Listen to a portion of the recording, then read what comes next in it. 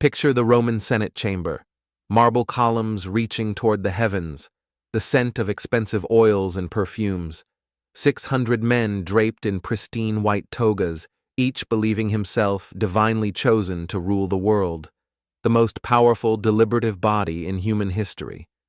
Then the doors opened, and in walked a horse, not just any horse, Incitatus, Caligula's favorite stallion, led by golden reins into the sacred space where laws were debated and empires decided. The senators watched in stunned silence as the animal was positioned among them, officially designated as Consul-elect of Rome. This wasn't madness. This was calculated contempt. The brutal irony was complete. Rome's most revered institution had been reduced to something less valuable than a beast that couldn't even comprehend the humiliation it represented. Incitatus lived like a god, while Roman citizens starved in the streets. The horse occupied a marble stable that rivaled the homes of senators. Purple blankets imported from the far reaches of the empire covered his flanks. Golden oats filled his feeding trough while common Romans fought over scraps of bread. The stallion commanded a staff larger than some provincial governments. 18 servants attended to his daily needs. Priests offered daily sacrifices for his health and well-being. A dedicated barber groomed his mane with oils worth more than a soldier's annual salary. But the luxury wasn't the point. The luxury was the weapon. Every silk ribbon tied around Incitatus's neck was a slap across the face of human dignity. Every golden horseshoe was a reminder that this animal mattered more than the men who claimed to represent Roman virtue. Caligula wasn't spoiling a pet. He was conducting psychological warfare against the very concept of republican authority. The elevation ritual became a daily humiliation.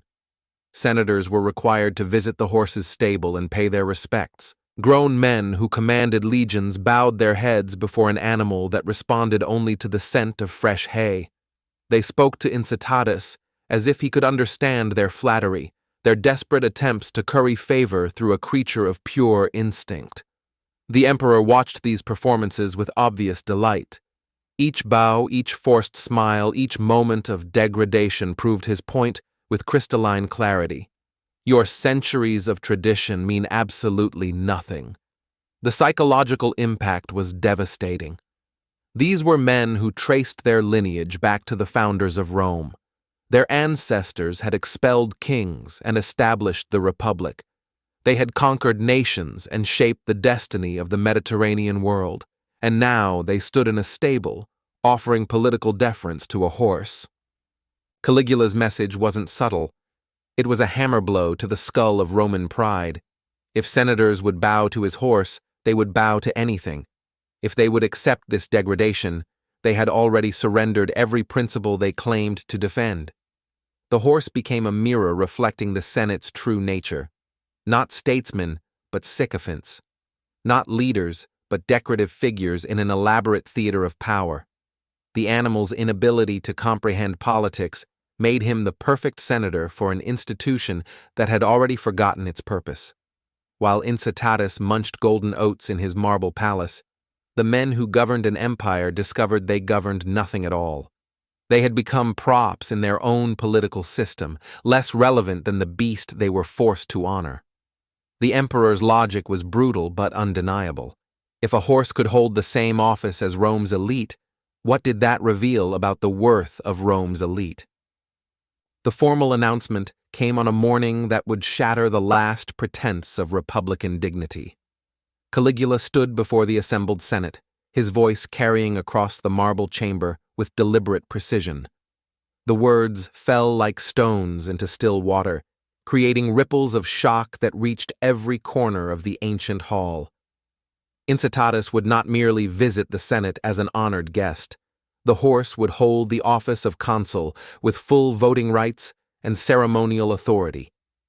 The senators' faces became masks of terror, disguised as acceptance.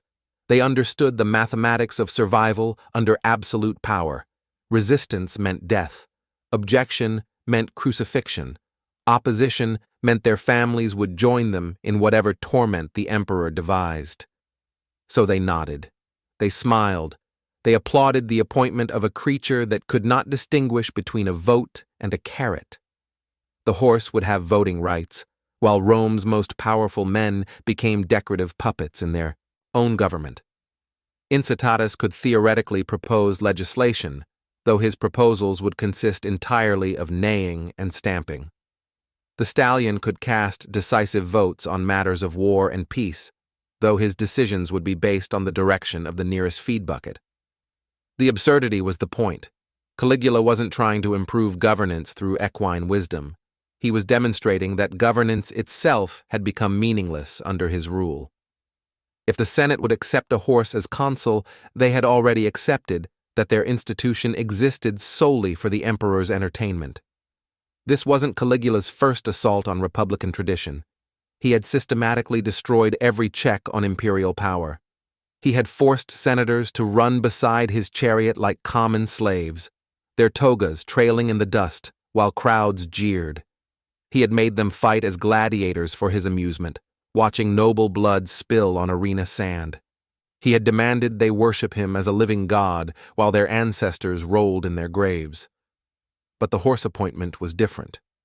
Previous humiliations targeted individual senators. This degraded the office itself. The consulship, once held by men like Cicero and Caesar, would now be occupied by an animal whose greatest political achievement was not defecating during formal ceremonies. The emperor's logic cut like a blade through centuries of Roman pride. If a horse can be consul, what does that make you? If an animal that cannot read can hold your highest office, what value do your years of study possess? If a creature driven by pure instinct can represent Roman interests, what distinguishes you from the beast? The historical context reveals this wasn't random cruelty, but strategic political theater. Caligula understood that institutions derive their power from respect. Strip away that respect, and the institution becomes an empty shell. The Senate's authority rested on the belief that senators were exceptional men chosen to guide Rome's destiny. Incitatus destroyed that belief with every breath.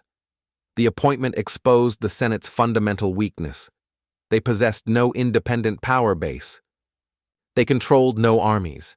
They commanded no loyalty from the people. Their authority existed only because previous emperors had chosen to respect it.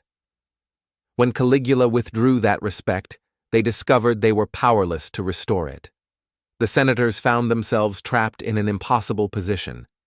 They could not reject the horse's appointment without rejecting imperial authority, but accepting it meant acknowledging their own irrelevance. They chose survival over dignity, not realizing that survival without dignity was merely delayed destruction. The horse's presence in the Senate chamber became a daily reminder of their impotence. Every session began with the absurd spectacle of grown men greeting an animal as their political equal.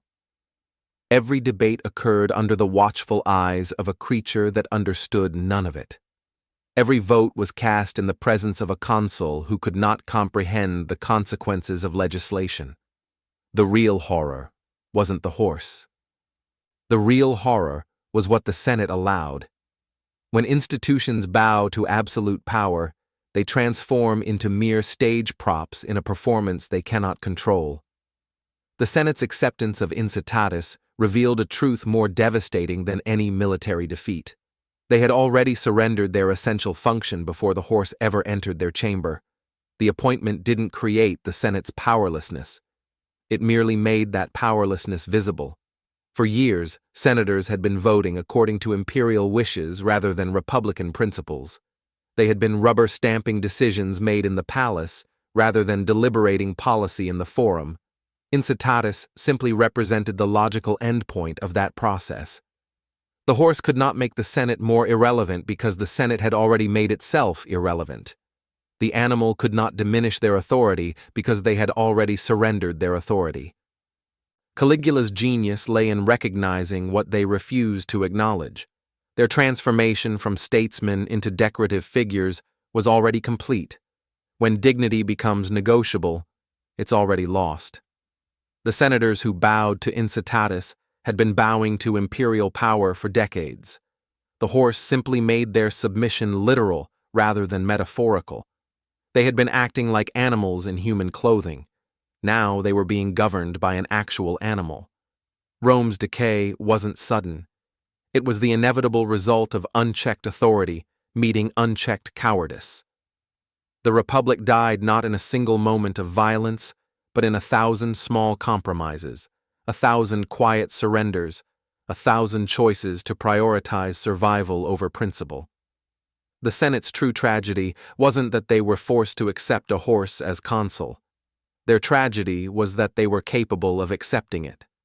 Men who should have chosen death before dishonor instead chose dishonor before discomfort. They preserved their lives by destroying everything that made those lives worth preserving. Incitatus died before taking office, but the damage was eternal. The precedent was established. The Senate had publicly acknowledged that their institution could be reduced to theater, their offices distributed to creatures incapable of understanding them, their authority transferred to anyone or anything the emperor chose.